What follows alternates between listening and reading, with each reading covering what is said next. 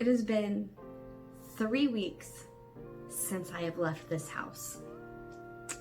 I have not gone anywhere in 3 weeks.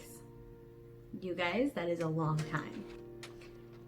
So I've had nothing but time to think and to put into practice a lot of the self-development that I've tried to accumulate over the years, and try and just find outlets for my creative juices to flow, and so this being one of them.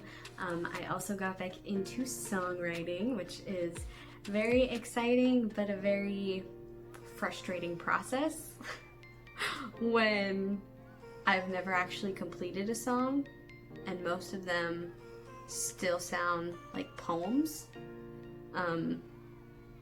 But that's for another time. I also started to write an autobiography. It's just in the very early stages. Even if nobody reads it, even if it never amounts to anything else, it has been so freeing, and it just feels so good to finally get all the words down on paper of just what has my life looked like up until this point. What are the small, individual, minute feeling details that have made me who I am today? And so that really got me thinking about everything that's going on right now. And what I've really been seeing a lot of is the fact that people aren't really talking about the struggles that they're going through. And I don't mean that people are bored at their house. I don't mean, that it sucks that you can't go out and do what you want to do. What I mean is a more deep understanding of what is going on in your mind and in your heart. We have a lot of time on our hands. We have a lot of time to sit and think and process and feel. And I think it's really important that we all are honest with each other about our struggles and what we're going through, because more times than not, you'll find that you're not alone in whatever you're going through. And that either someone is currently going through what you're going through also, and you can be there for each other, or that someone has gone through that and they can help you try and navigate how to better comprehend your situation, or how to, actually put into practice things that helped them, and maybe it'll help you. I have been going through a little bit lately. Like I said at the beginning of the video, it's been 3 weeks since I've left the house. Most of you are still able to, go to the grocery store, or go, take a walk, or go on a run. I have not done any of that. I literally have not left the four walls of my house in 3 weeks. It's been not as hard as I thought it would be, honestly, because everyone that I tell that to, they're like, wow, that's such a long time. Oh my gosh, aren't you just like going crazy? And there are times. I mean, I live with 2 other adults and 3 tiny little crazy humans. It's a lot. But it's not been as bad as I think everyone else thinks it was, because of times like this where I can really I'm forced to focus on myself, and I can either let myself go completely stir crazy and make something worse of a situation that's already bad, or I can try and turn it around into something that's going to be for my benefit, and hopefully for somebody else's too. So that has been my whole understanding of this situation. That's really what I've been trying to hold on to. But there have been times that have been pretty bad. I have had some suicidal thoughts. I have thought of self-harming again. I have thought of abusing my pain medicine again. I have been really dark, some really dark times. Now, I want to preface this with saying that, well, I guess not preface because I already said it. But I don't want you to be thinking right now that you need to be worried or concerned for my safety. I am safe. I am okay. I am not having suicidal thoughts. I don't have a plan to end my life.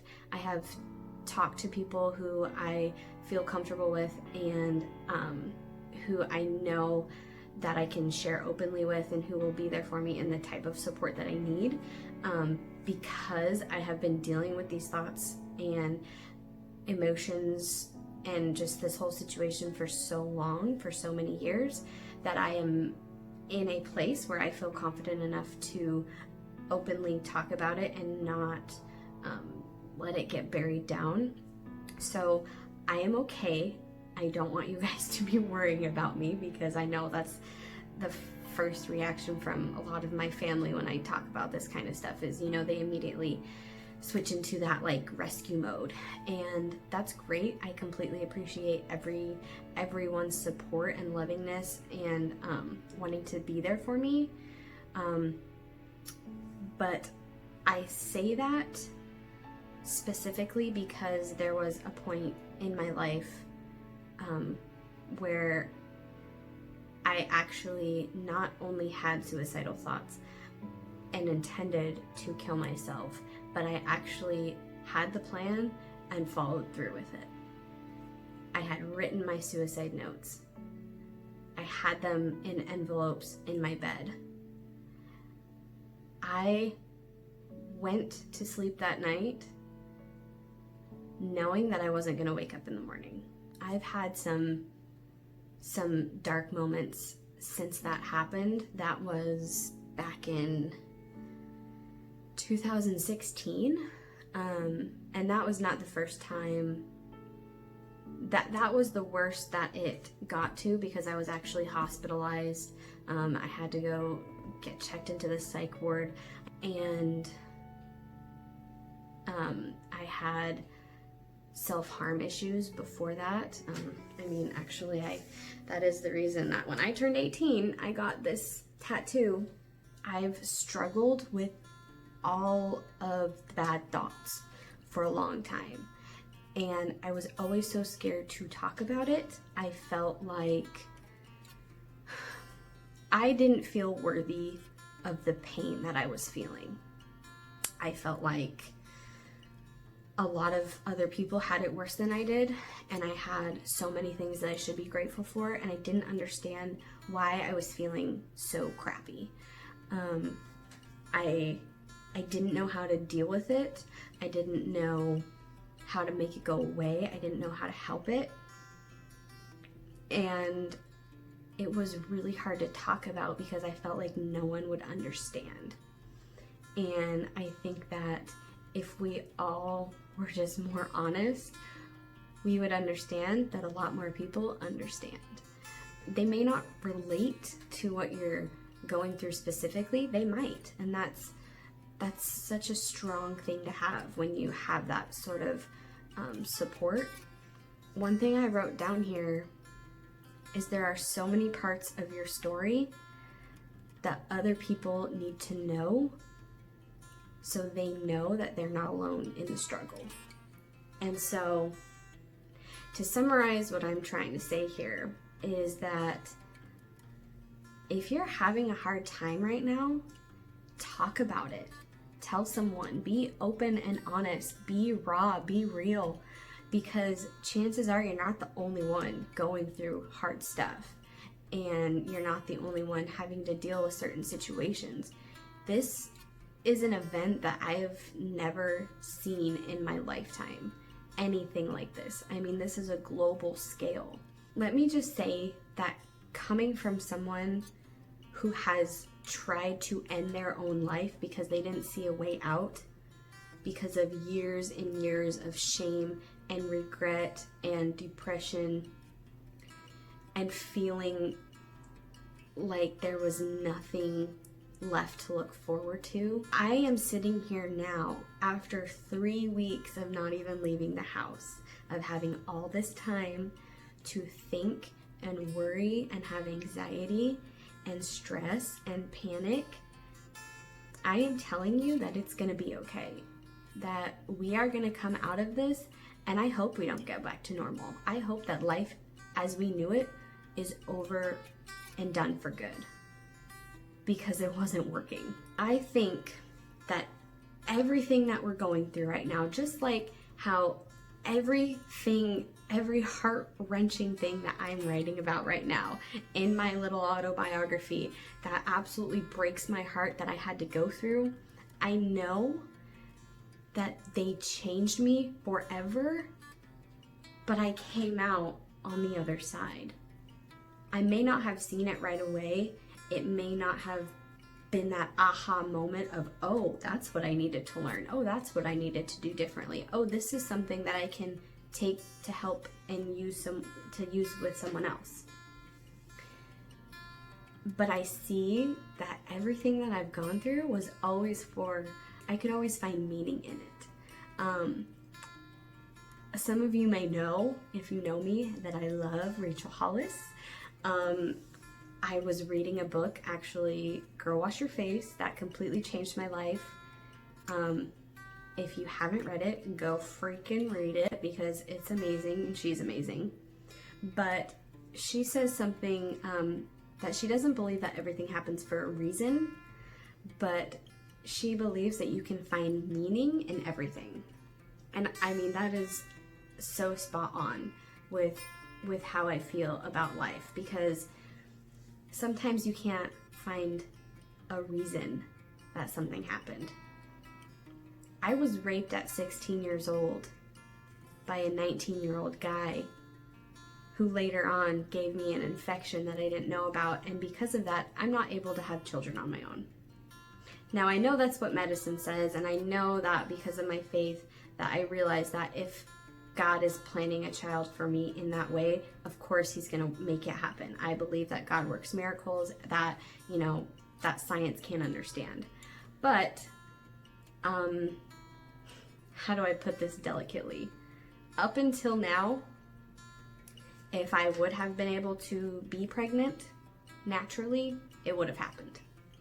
I was not careful a lot of my life.